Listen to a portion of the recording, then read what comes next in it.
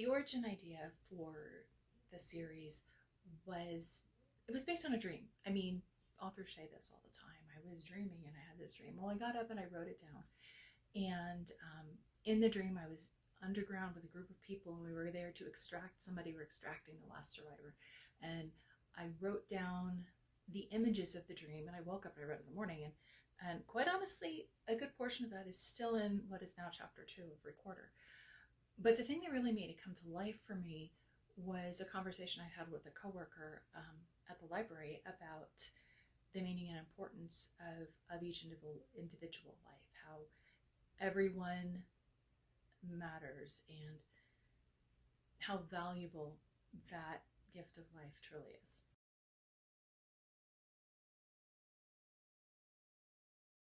Which one? One? That's a trick question, right? Because most of them are still there. Most of them are still talking. And,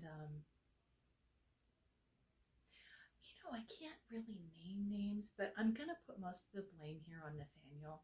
Nathaniel Timmons.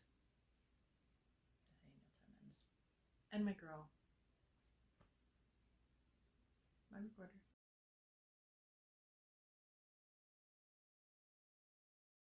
I was working at a library, and I walked into work one time, and the branch manager looked at me and she's like, "Give me your badge." I'm like, "Oh my goodness, I'm being sacked." I wasn't. They wanted someone to sit who worked at a library to sit in at an author panel. So I was sitting in the author panel, and I had a bunch of questions because my kids write. And one woman asked me, she says, "Do you write? Have you written anything?" And I'm like, "Oh no, I don't have time." She's like, "Do you have 5 minutes?" I'm like, "Yeah, 5 minutes." So I take my Kindle in after I read to my boys at night, and I would sit on the floor in their room, and I would thumb type.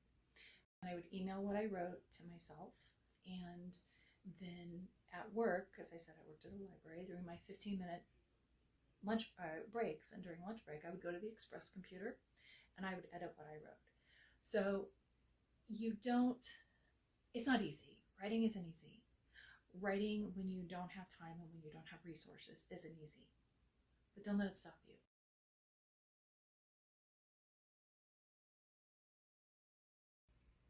You don't even want to know how many times I have tried to answer this question. No, I am not a fan of ginormous insects. Not at all. Not even Mothra, to my son's chagrin. The only giant insect that I appreciate is this plushie.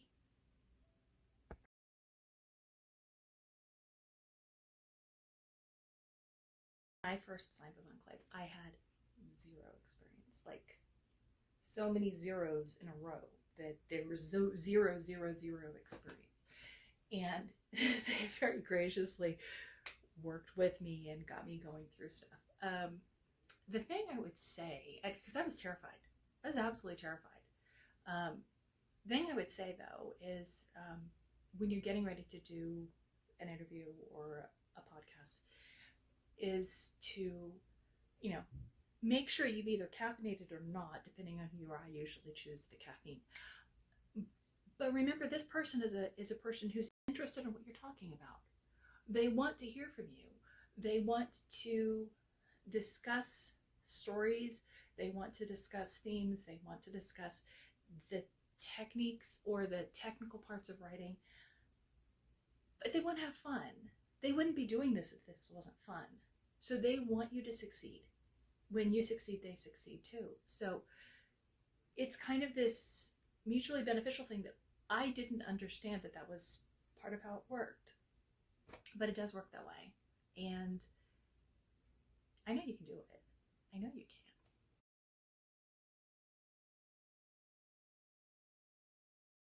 I have a confession. My desk, which is right there, but you can't see it because it's a mess and I don't want you to see it. So there.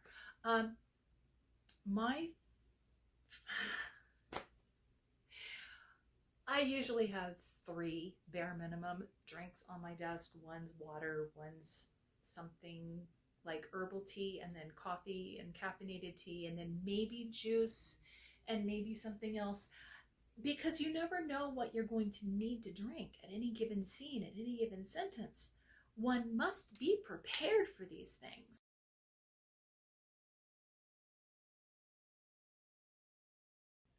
That's kind of tricky. I think that there's so many things that I didn't know. I mean, so many things I had no idea about. I think one of the things I didn't know that I wasn't expecting was how interactive stories are. In a book, I mean, you open it, there are the pages, there's the magic words, the squiggly lines that mean something, that transfers, magically what's in my head into yours. But I think what I was missing was how much of the equation is you. That these stories, when you read them and you internalize them, hopefully you like them and you internalize them, that they're very influenced by what you've written, what you've read, what you've experienced, and how valuable that is to the story that I'm writing.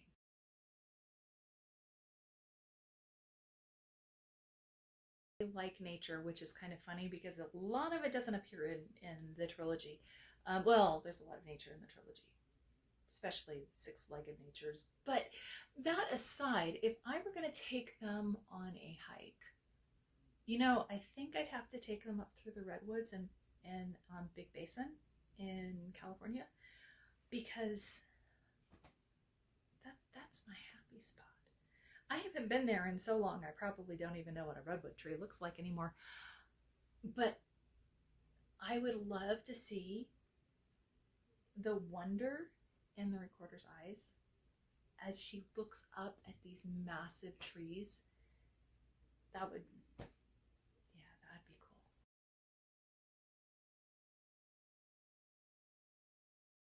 I used to paint. I haven't painted in a long time. I used to paint and crochet. I have tried knitting. Now my characters can knit. I can't. I pretend that I can. I can't cast on. And I keep on looking at these videos on how to cast on because I just think it'd be really cool to knit instead of, crocheting is cool. I like crocheting. Other than that, can I say reading? Does eating mint chip ice cream count as a hobby? Asking for a friend.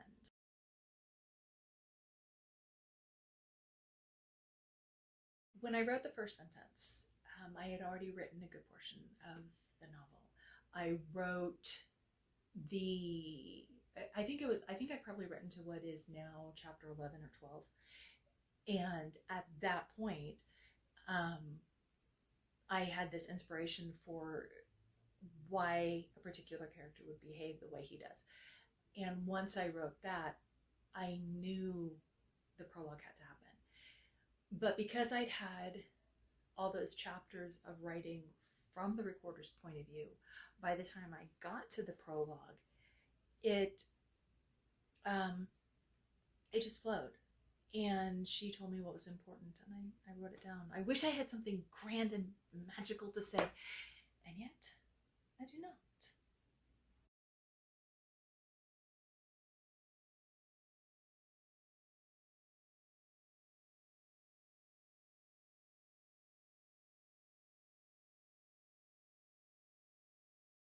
That's a good question. Um, yes and yes and no and no and yes and yes and no. And what I mean by that is that I can't pinpoint a specific time. I can't pinpoint a specific day or chapter or episode. There were moments where situationally I felt like God made it very clear that I was going to keep doing this and I wasn't going to quit, despite how I was feeling at the moment. But one of the things that was really important to me was to take any of my own struggles and to give them flesh, so to speak, that other people would know that there is light even at the end of darkness, even at the end of great, great darkness.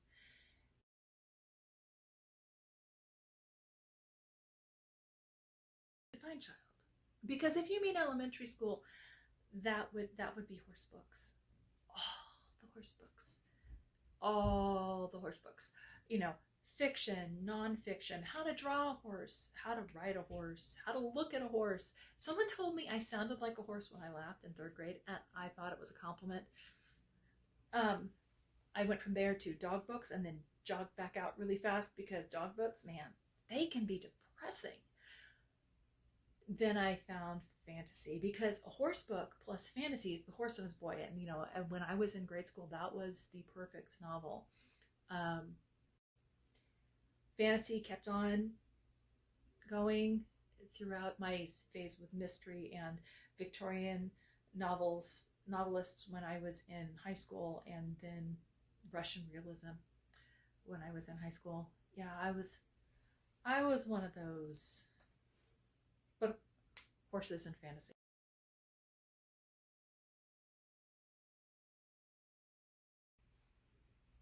That depends entirely on why I'm stuck.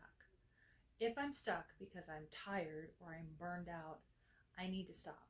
Hands in the air, back away, rest, eat water, eat water. I'm leaving that one in because it was ridiculous. Have some water, have something to eat, go for a walk. But if that's not why I'm stuck, it's usually because my characters and I have a disagreement about where they should be.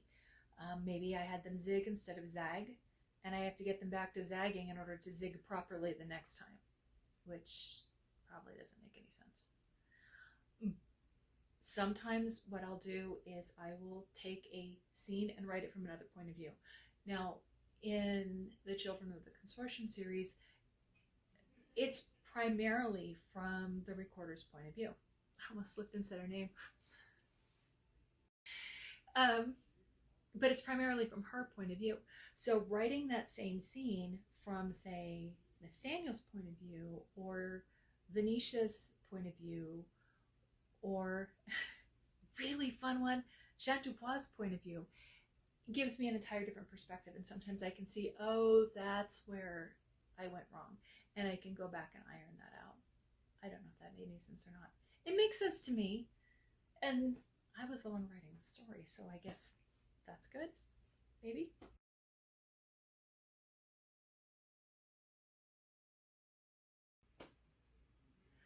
I should have known who would steal the show here and demand to have a bunch of attention. This is Chicken. I got her on my 40th birthday, and with a list of 40 reasons you need a chicken in your life. They include things like chicken will never steal the last of the ice cream. Chicken always listens, and it's true. Look, she's listening to you now. Okay, that was kind of creepy. Don't be creepy. Anyway, occasionally chicken likes to have stories told about her. And so we have stories on Instagram, which is short, little, tiny stories about a chicken. I don't know if that answers the question, but you know, one more look.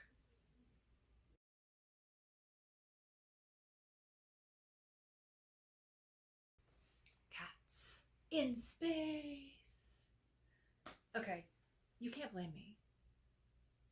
It's their fault. They made me do it. They made me do it. It's their fault.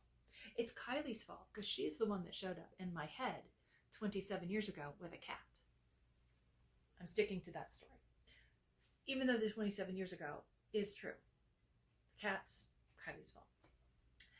Anyway, logistically, I've noted I want to know what a cat would do in zero gravity. Not enough to charter some sort of spacecraft and get a cat and take the cat up there and find out, because wow, that would be expensive. But that aside, I would imagine that cleaning up after cats, if the artificial gravity went off, would probably be unpleasant.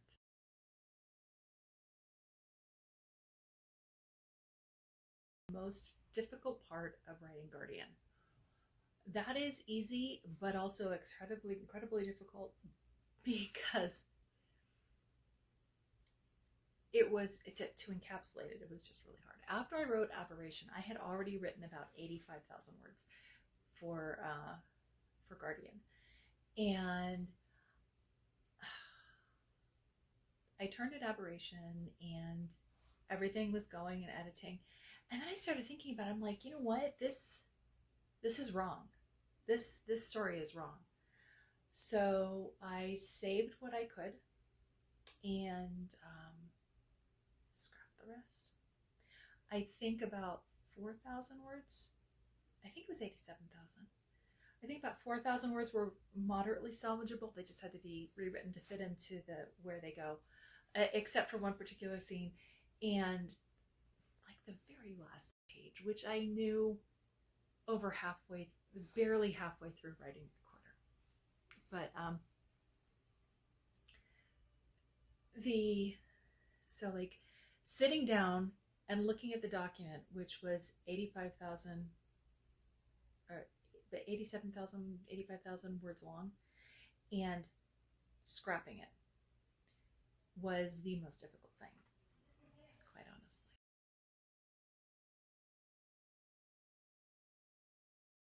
My favorite part of writing Guardian. The whole thing. I mean, yeah, there were moments where I was beyond frustrated with these people, but then there were moments where I'm like, oh, you did not say that. You did. Do you know the consequences? Don't make me do this. Do not make me do this, as I'm typing. Yeah. Getting to write a particular character for the first time, where she's been hinted at before, but she's never showed up. And getting to write things that I've known from the beginning about a particular character that most everybody despises, but getting to write things that I known from the beginning about this particular character and putting it on the page. Yeah. The best part about writing Guardian was rewriting Guardian. And so, thank you.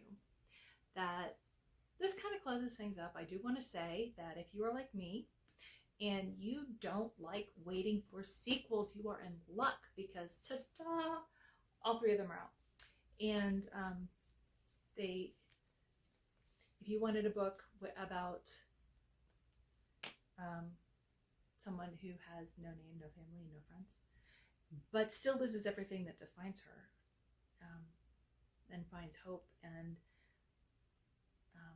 friendship and love on the other side, and freedom, got you covered. I would like to thank Enclave for giving me a chance to prattle on for a good long while, and for you guys for hanging out that long. But also, I have to thank you, readers. Seriously, from the bottom of my heart, thank you for every review. Thank you for all the notes that you've sent.